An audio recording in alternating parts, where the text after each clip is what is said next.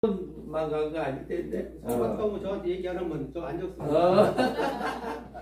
특별히 이야기해야겠구만. 김영애 사모님 오늘 못 오셔가지고 김영애 사모님 13번째고요.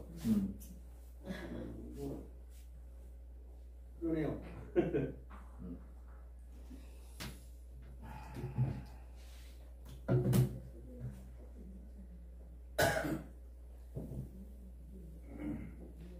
제가 이제 이 세대주의라든가 부천연설은 나중에 이 공과에 다시 나옵니다. 더 정확하게 더 나오기 때문에 제가 이제 살짝 이제 겉으로만 이렇게 말씀을 드리고 있고요. 그래서 우리가 여기 이제 계속해서 공부를 하다 보면 제 4과의 일반적인 이제 전철연설, 무천연설이 제 4과에 나옵니다. 그래서 4과에 나오니까 그때는 더 자세하게 제가 이렇게 천연설에 대해서 말씀을 해드리는 걸로 하고요. 오늘은 이제 이렇게 간단하게 우리나라는 이제 후천연설에는 사용하지 않습니다. 주님의 재림은 천년왕국 후에 온다. 주님이 천년왕국이 끝나고 난 다음에 주님이 재림한다. 이런 논리거든요. 그래서 이 후천연설은 이렇게 이야기를 하지 않고요. 그래서 역사적인 천년설에 대해서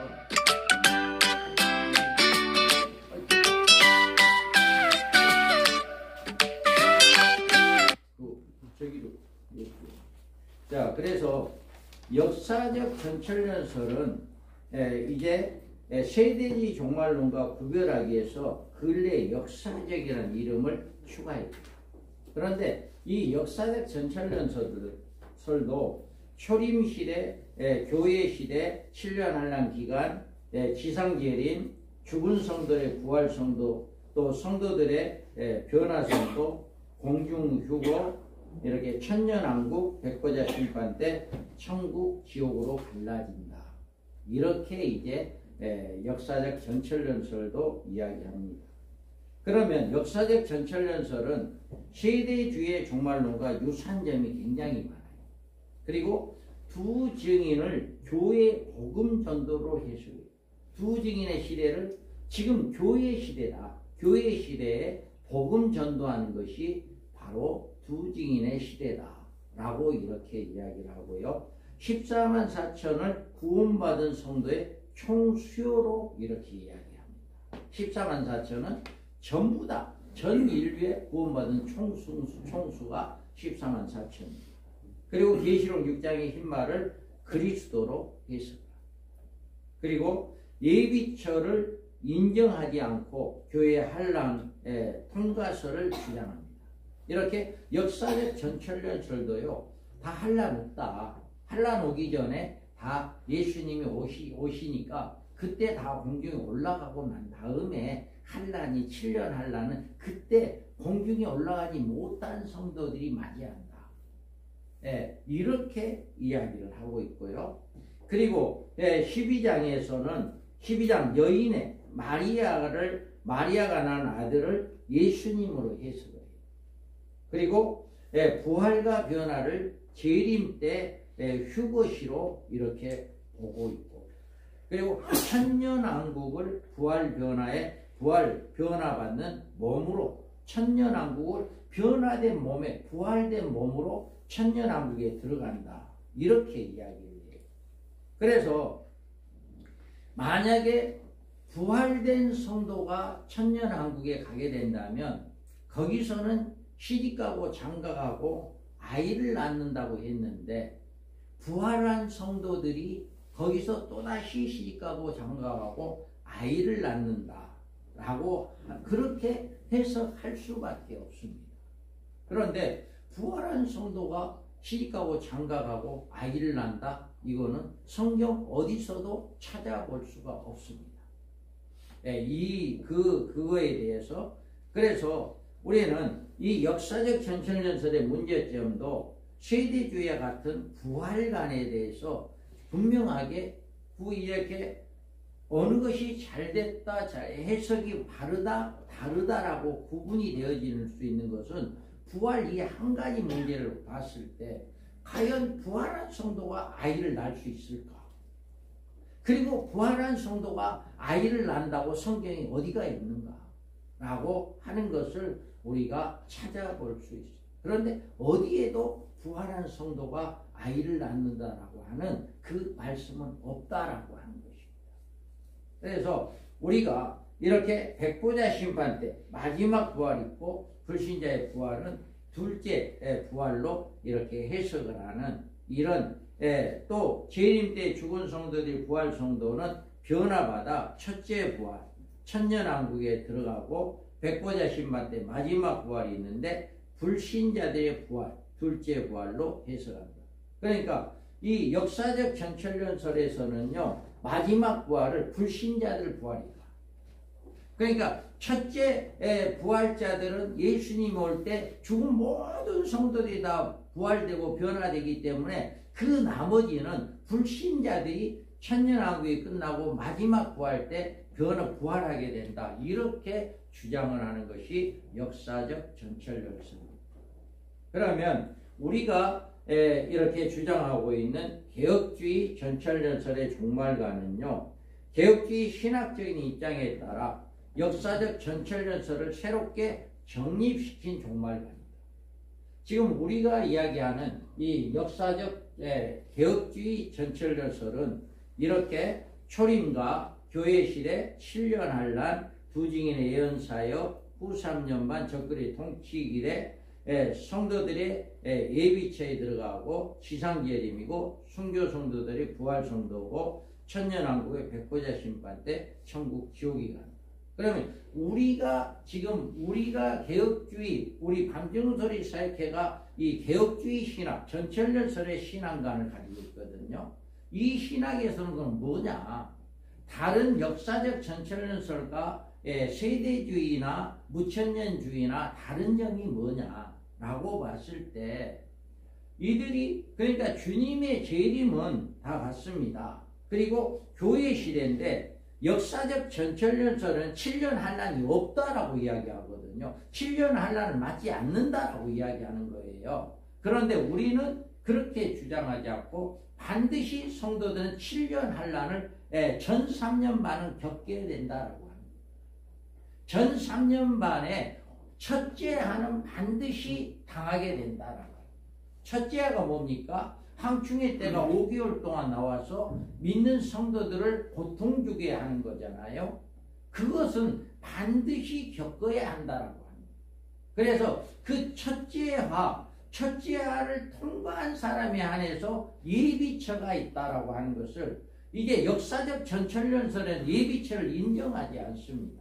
그런데 분명하게 계시록 12장에서는 하나님께서 예비한 곳이 있더라라고 이야기를 했고 예비한 곳에 올라가는 방법을 독수리 날개를 업어서 올라간다라고 이야기를 분명히 12장에서 말씀을 해주고 있기 때문에 그 말씀대로 우리는 예비처를 인정합니다.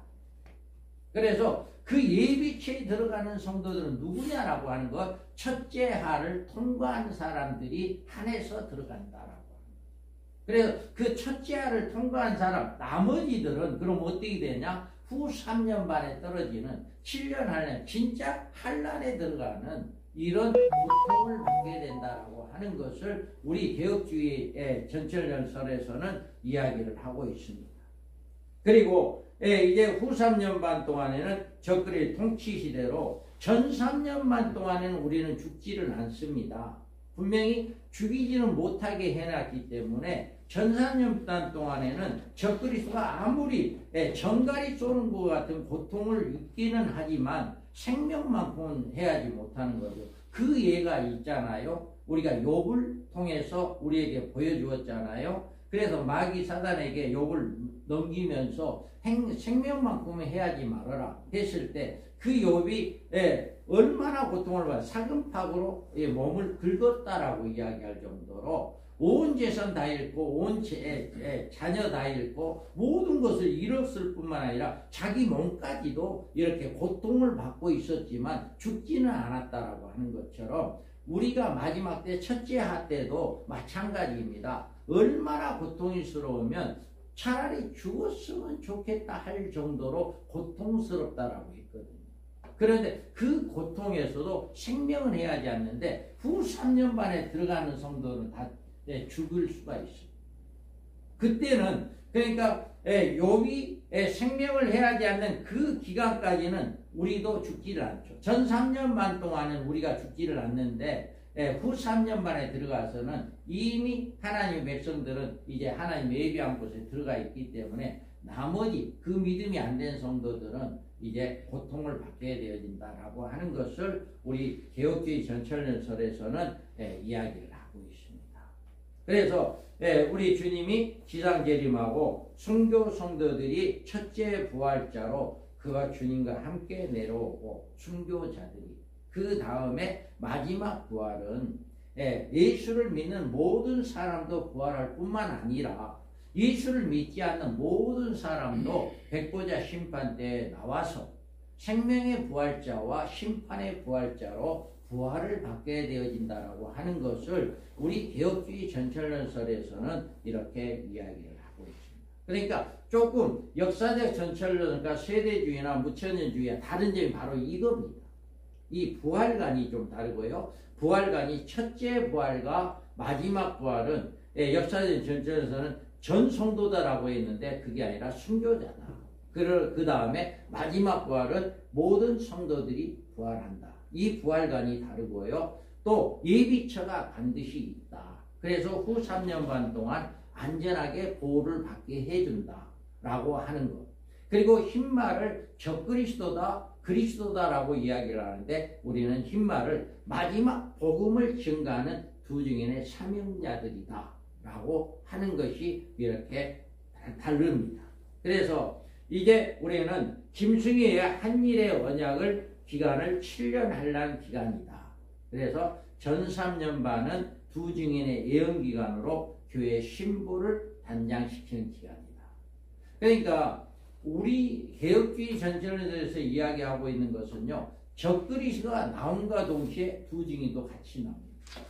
그래서 두 증인과 같이 나와서 1260일 동안만 이 두 증인들이 활동을 하고 이 두 증인들이 1260일 활동이 끝난과 동시에 무적경에서 올라온 악령에서 죽임을 당하고 3일 반 동안 그 시체가 그냥 널려져 있다가 다시금 그 시체 안에 하나님의 영이 생기가 다시 들어가서 그들이 일어나서 바로 그들이 하늘로 올라가는 이런 역사가 일어나게 된다라고 하는 것을 성경에서 이야기를 하고 있기 때문에 이 두 증인의 예언 사역이 적그리스도가 동시에 나오게 됩니다. 지금은요 우리가 내가 정말 두 증인이 되고 싶다 할지라도 모르는 거예요.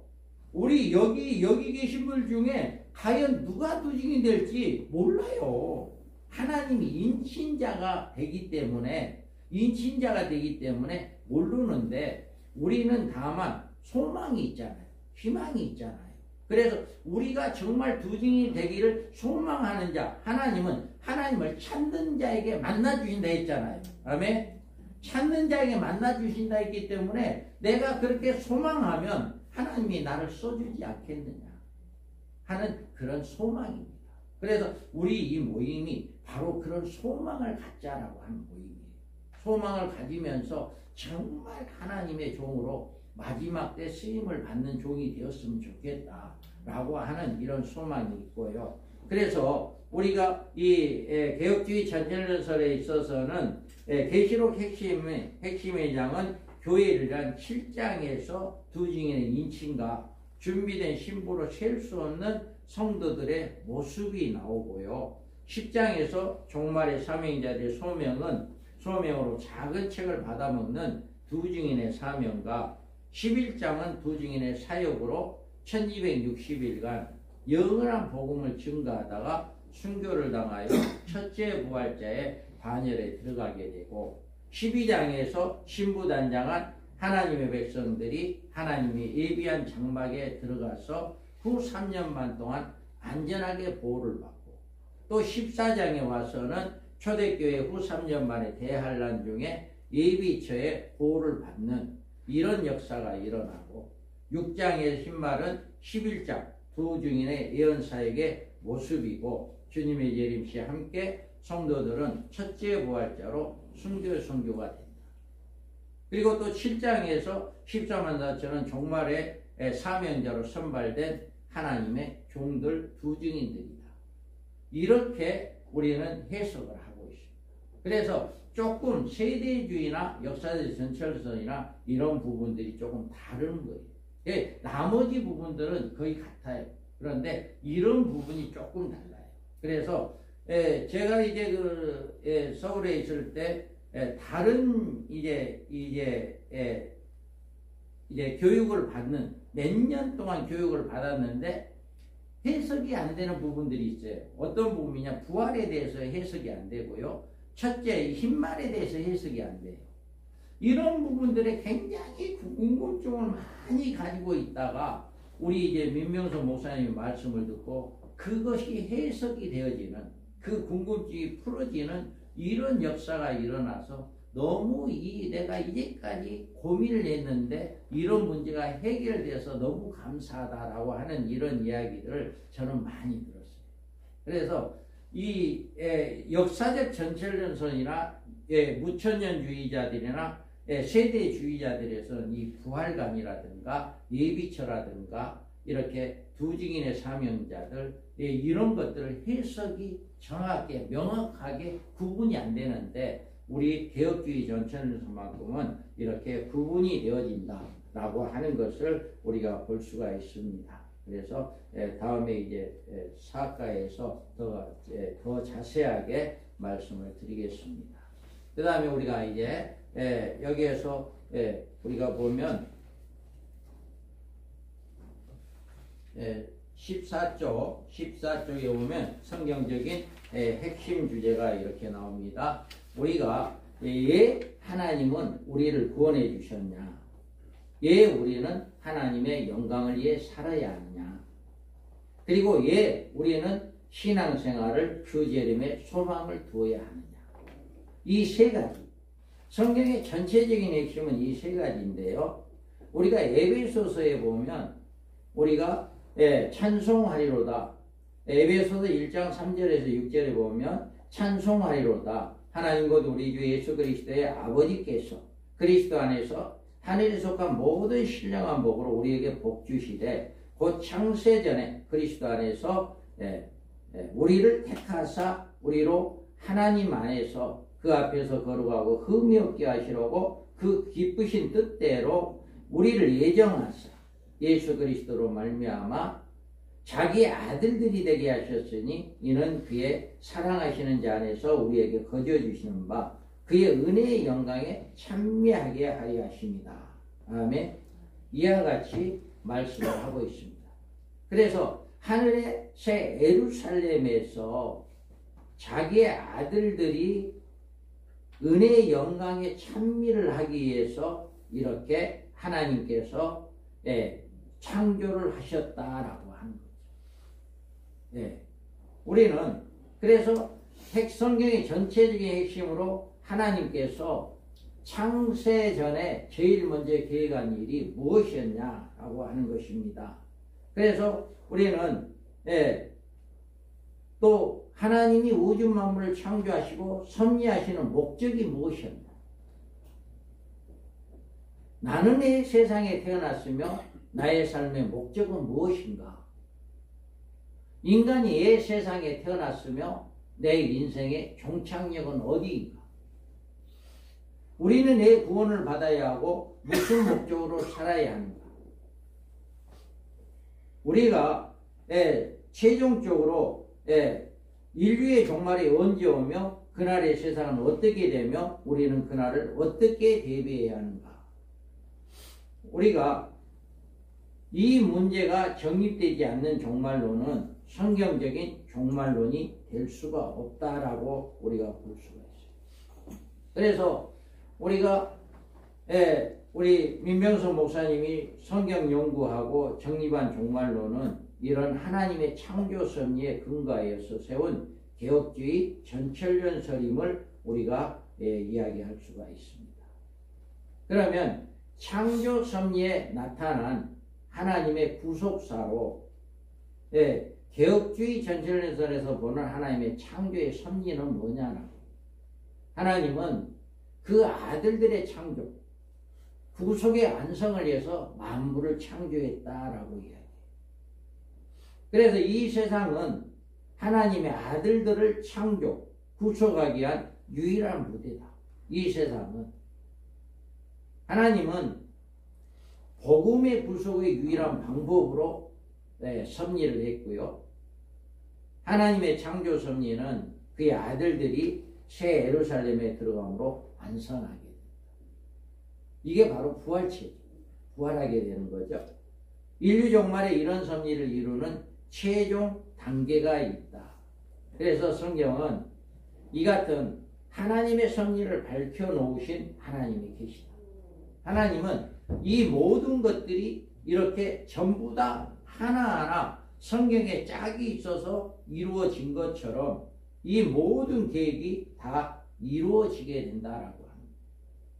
그래서 이 밤정설의 사역자는 이 같은 기초 이해 종말의 사역을 위해서 헌신하고 있다.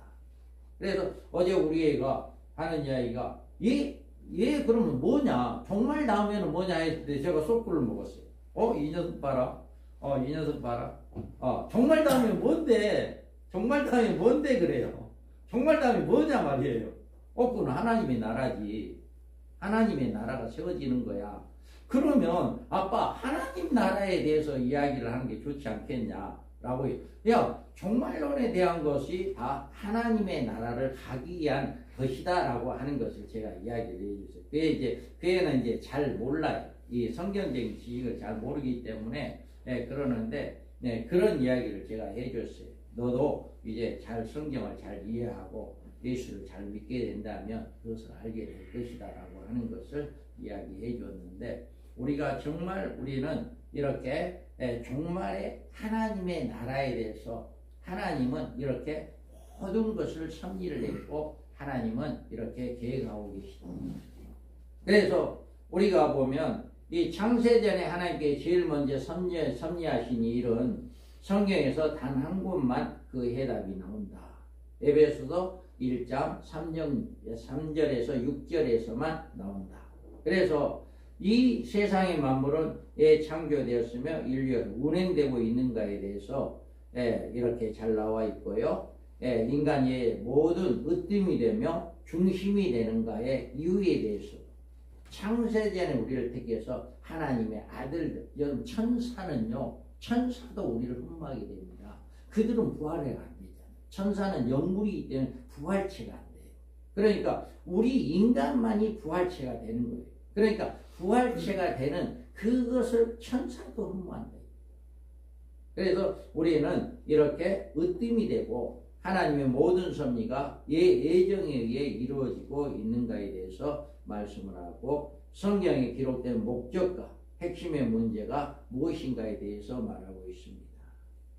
그리고 우리가 구원받아야 할 이유와 무슨 목적으로 살아가고 있는 건 우리는 하나님의 아들들이 되기 위한 것이다. 아멘. 하나님의 아들들. 그래서 영원한 하나님의 아들들이 되는 것. 우리가 최종적으로 지향하는 삶의 목표가 바로 하나님의 아들. 이로써 우리의 창조관, 구원관, 성경관, 인생관, 내세관이 분명해지는 이 신앙 문제를 해결하고 하며 개혁주의 신학이 그 해답을 주는데 이 문제를 외면한 신학은 우리가 잘못된 신학이다. 창조관, 구원관, 성경관, 인생관, 내세관 이것이 잘못되면 잘못된 신학이다라고 볼 수 있죠. 그런데 분명하게 창조관이나 구원관, 성경관, 인생관이 내세관 앞으로 되어질 그 내세관에 대해서 분명해야 한다라고 하는 것입니다. 그래서 우리가 이 지향하고 있는 성경적인 토대에서 세운 종말관은요, 하나님 구속사를 이루는 8단계가 있어요. 8단계가 있는데, 창세전에 그리스도 안에서 하나님의 아들들로 예정을 했다. 우리는 택함 받은 백성이다. 할렐루야. 내가 뭔가를 택함을 받기 위해서 어떤 노력을 한 것이 아니라 우리는 예수 그리스도로 인해서 우리는 하나님의 일을 창조하고 우리를 택함으로 말미암아 우리는 하나님의 아들로 택정함을 창세전에 받았다라고 하는 거죠. 그리고 아들들을 창조하시기 위해서 무대를 만들었다. 에덴 동산을 다 만들어 놓고 거기에서 아담과 하와를 살게 했던 하나님처럼 우리 인류가 이 세상에 살기 위해서 무대를 만들었다. 그리고 그리스도의 속죄를 위한 하나님의 섭리로 아담을 타락하게 했다. 그리스도, 예수 그리스도의 속죄를 이루기 위한 하나의 방법이었다라고 하는 것을 볼 수 있고요. 예수님께서 구속 사역을 위한 속죄 제물이 되기 위해서 하늘에서 둘째 사람으로 오셨다. 첫 사람은 아담으로 실패했고 이제 둘째 사람으로 예수님 오심으로 우리가 구원받게 되어지는, 그리고 구약시대 이스라엘, 신약시대는 이방인의 구원의 시대를 위한 시대로 섭리했다. 그러니까 신약시대에는 이방인의, 예수님이 오고 난 다음부터 신약시대 복음이 증거됐고 이방인의 구원의 시기가 증거됐고, 이 시기가 언제까지나 한일의 언약 이루어지기 직전까지입니다. 이 시기가 어느 시기냐? 지금 장차라고 하는 시대에 살고 있어요. 우리는 69일에가 끝난 시점, 예수님이 하늘로 올라간 그 시점이 69일이고 장차의 기간을 거쳐서 앞으로 한일의 언약을 맺어지게 되는 이 기간까지가 장차의 기간인데, 이 기간이 언제냐? 이제 이방인의 구원의 시기다. 그러니까 우리는요 열심히 전도해야 합니다. 열심히 전도. 여러분이 앞으로 한일의 언약이 이루어지면요 전도 못합니다. 지금 갈수록 전도문은 막혀지고 있어요. 갈수록 전도문은 막혀지고 있는데 지금 시골이니까 여기는 좋아요. 그러니까 여러분 할 수 있는 대로 최선을 다해 전도 빨리 많이 하세요. 지금은 이방인의 구원의 시기이기 때문에 이 전도를 많이 해야 해요.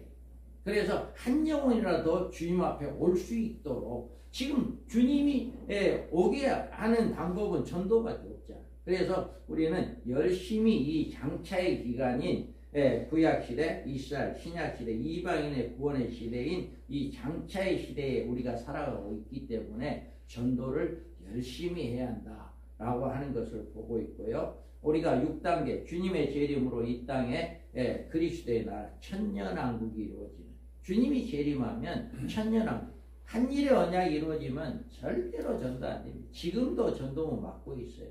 전도가 안 돼요. 그런데 우리는 시골이니까 그나마 감사하다. 그래서 이렇게 전도를 하고, 우리가 7단계에서는 잠자는 자들의 부활과 성도들의 변화로 하나님의 아들들의 창조를 안성하시고 만물을 소멸하신다. 이렇게 부활 성도들과 변화 성도로 하나님의 아들을 창조에 안성한다. 즉 이제는 부활을 하고 나면 다 끝나요. 더 이상 할 게 없잖아요. 성도들을 다 부활시켜 놓고 이제 할 게 없는, 다 완전히 끝나는 거죠.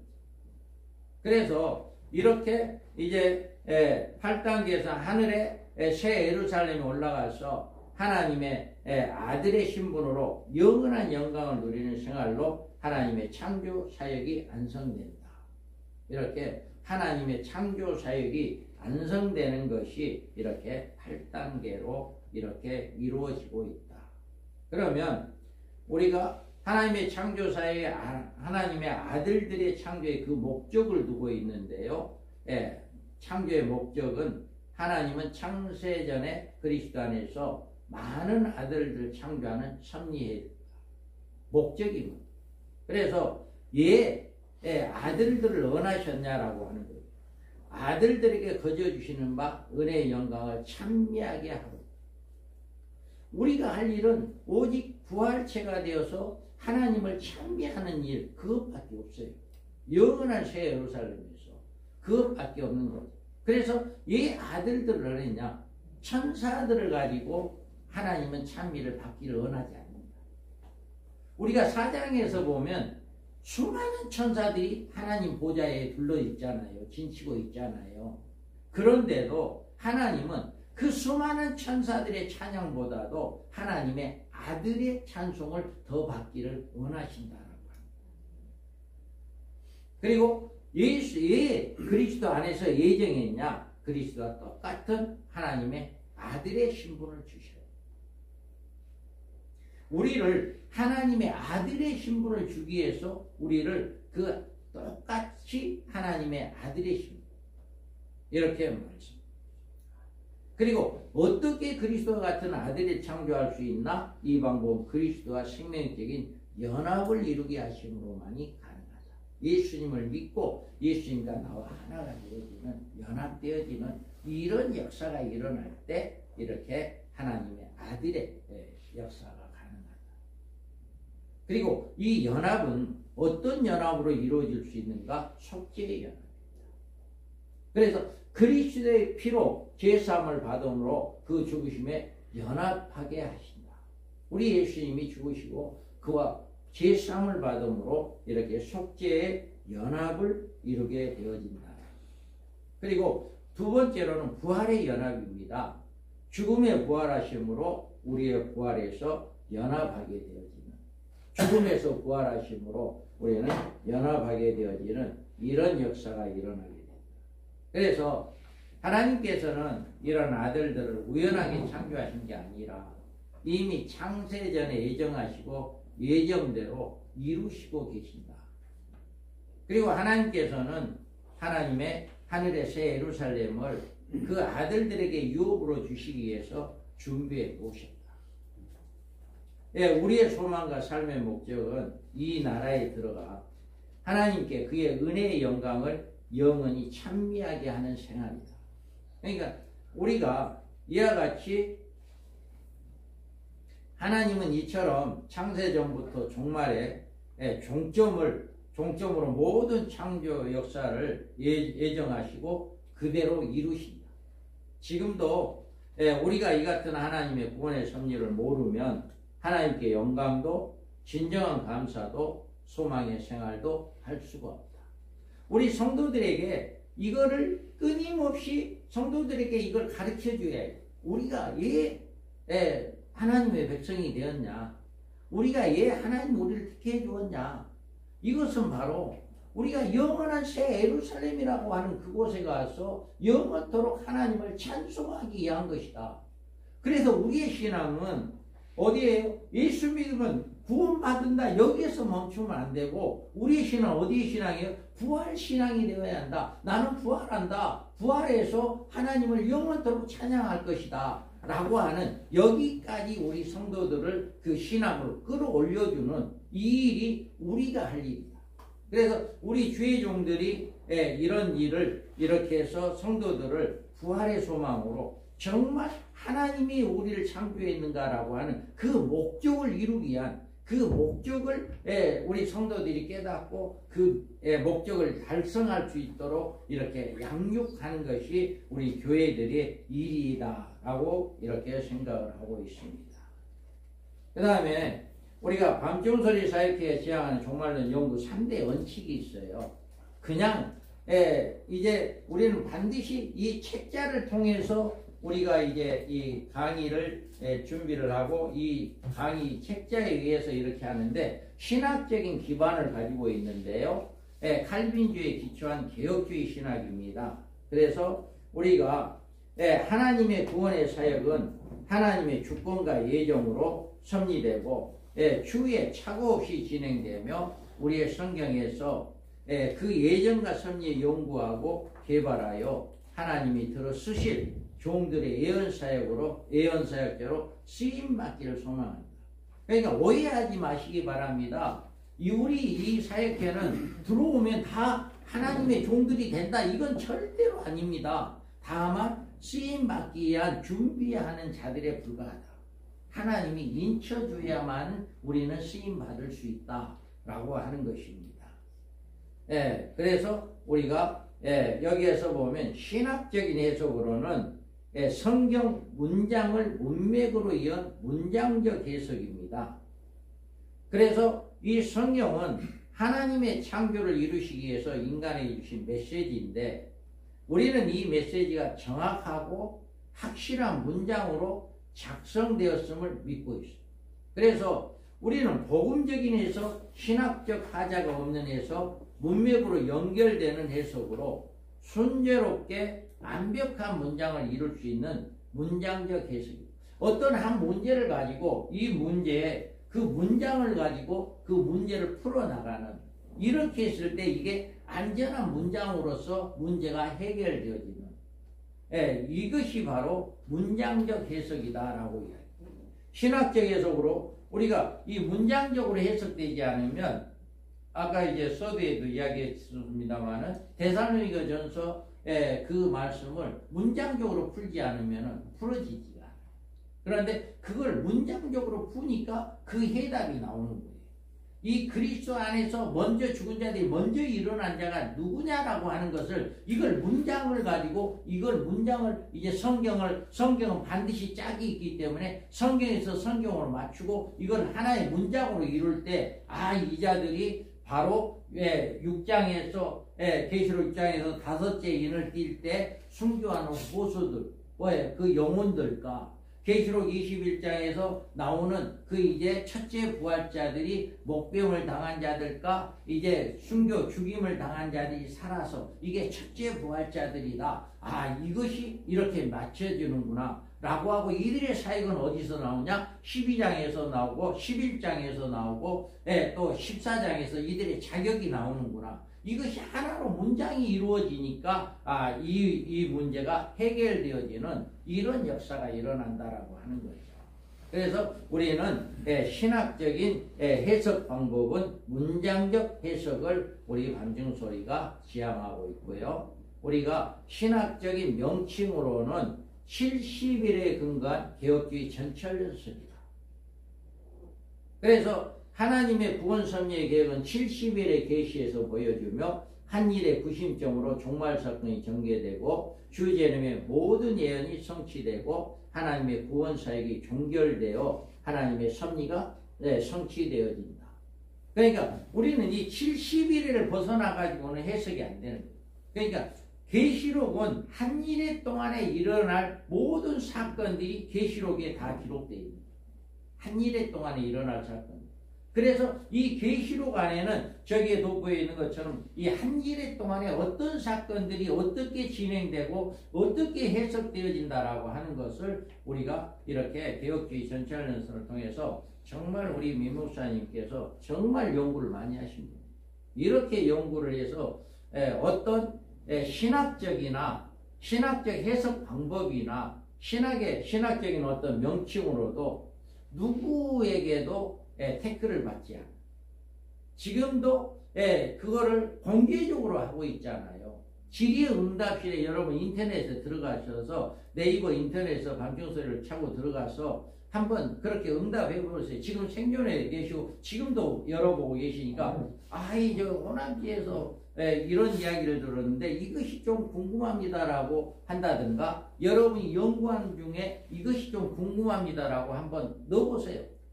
적어서 넣으면 바로 응답이 올 겁니다. 그분은 항상 컴퓨터 앞에 계시고, 그래서 질의응답을 항상 열어봐요.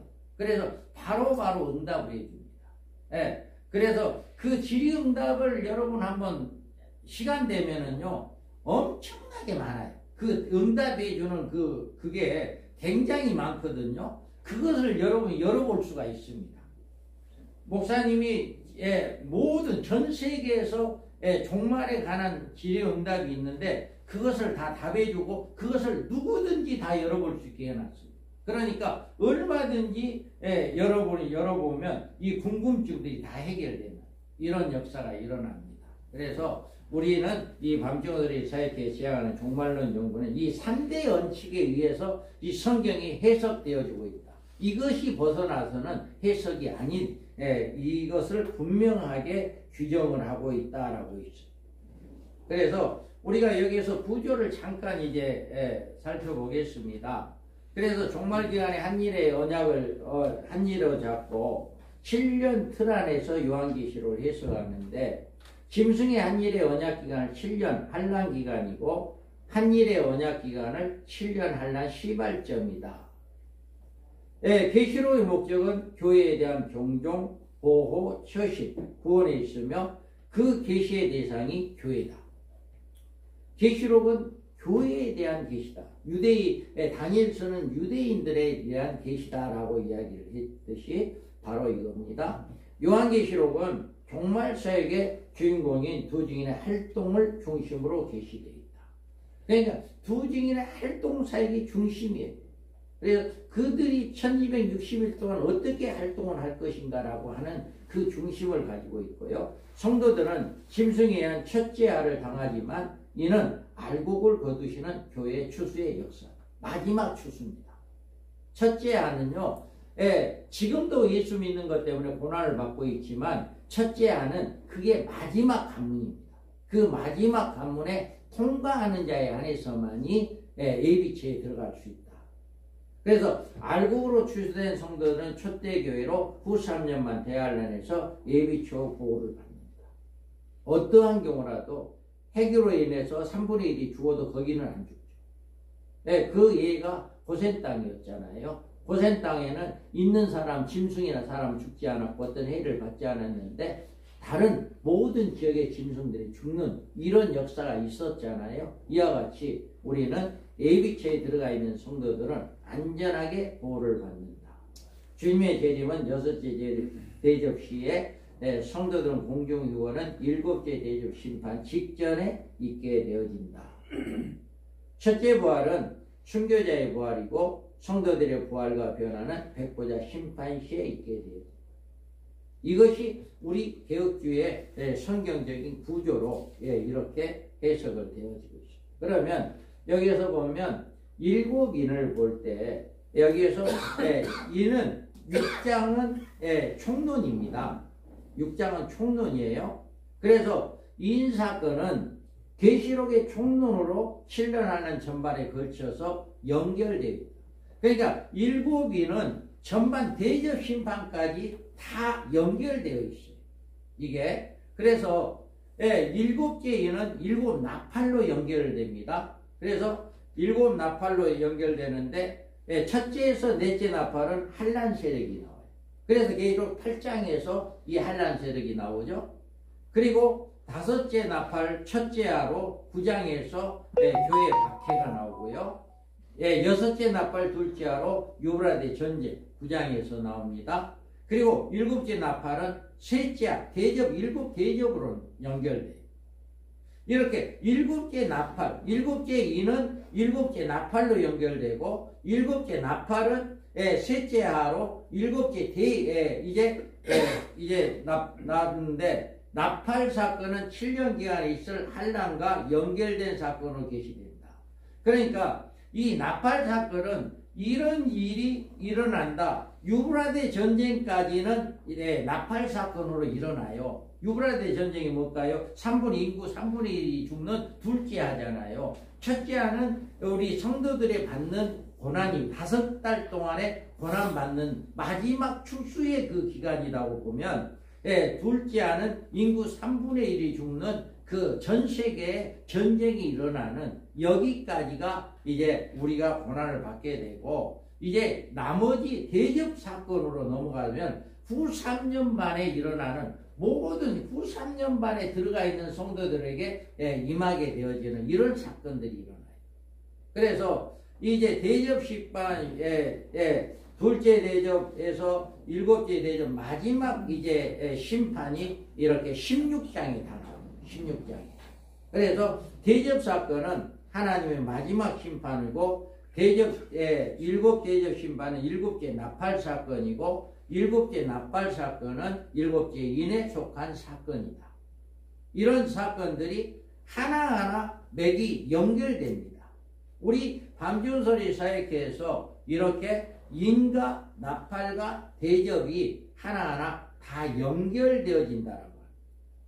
그래서 이 모든 사건을 성경적으로 짝을 맞춰 하나의 문장을 만들고 이 방법이 개혁주의 전철설의 문장적 해석입니다. 이것이 바로 문장적 해석입니다. 그래서 여기에서 보면 이제 1장은 계시록 서론이고 2장 3장 교회 시대고 4장은 심판의 보좌가 있고 심판주의 등장이 있고 계시록 총론이 6장이고 이렇게 이제 22장까지 있는데 여기에서 보면 힘만 첫째인 사건이 이렇게 사명자의 인침과 준비가 된 신부대 7장에서 나오고요. 10장에서 종말 사명자들의 소명이 나오고 두 증인의 사역이 나오고 14장에 사명자의 자격이 나오고 19장에서 주님의 재림과 아마겟돈 전쟁에서 활동사항이 이렇게 나옵니다. 그 다음에 여기에서 둘째인을 붉은 말이 나오죠. 둘째하가 전쟁을 일으키는 둘째가 나오고 셋째인 이제 흉년이 나오고 둘째하 이제 흉년과 사명 이제 적그리 시대 통치 시대가 셋째인을 통해서 나오고 이제 넷째인은 바로 적그리스도가 나오는 이게 넷째인의 적그리스도를 이야기하는 겁니다.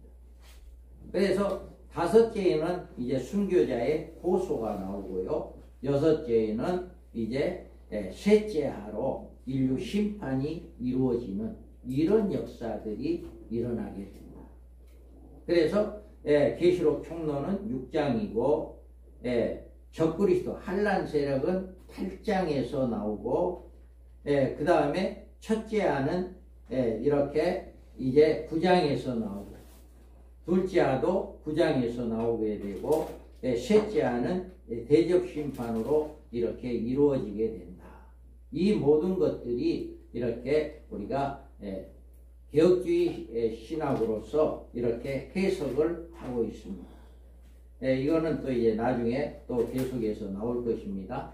그래서 우리가 다니엘서의 올바른 연구와 이의 종말론의 필수적이다. 그래서 마지막 때까지 이거를 비밀로 간직하라고 하셨는데 그때 한 일의 시기다라고 합니다. 그래서 마지막 때 등장할 짐승과 그 등장 모습과 과정이 다니엘서에 게시되어 있다.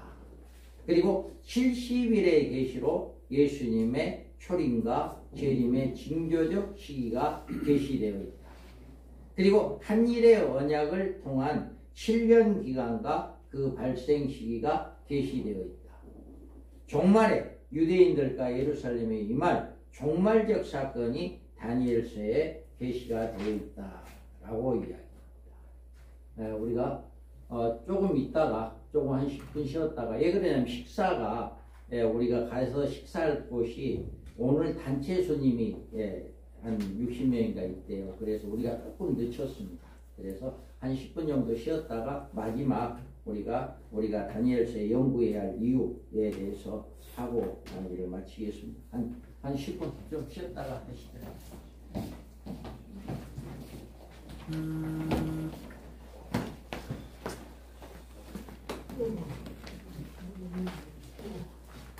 돌리시죠.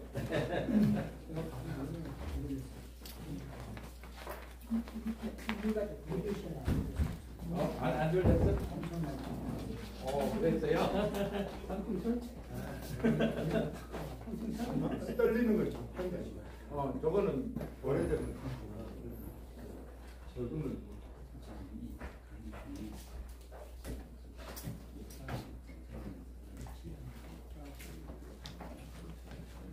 공백이가 컴퓨터를 인식하고 반주기를 인식하고 따르더래요. 그러니까 이거 이야기하면 이건 무료링이라고 하는 걸로 그러니까 전에는 그걸로 했었어. 아니 선 없이 인터넷에 보면 선 없이 미러링으로 바꾼다잖아요. 그거 때 음성이 한마디로 말하면 어떻게? 그거 한번 미러링이라고 하는 거. 그러니까 그게 어디서 해? 그러니까 일단 그 갔다 와서 반복 받아 한번 해보면 한 주기로 미러링 받을게. 가기로 했어?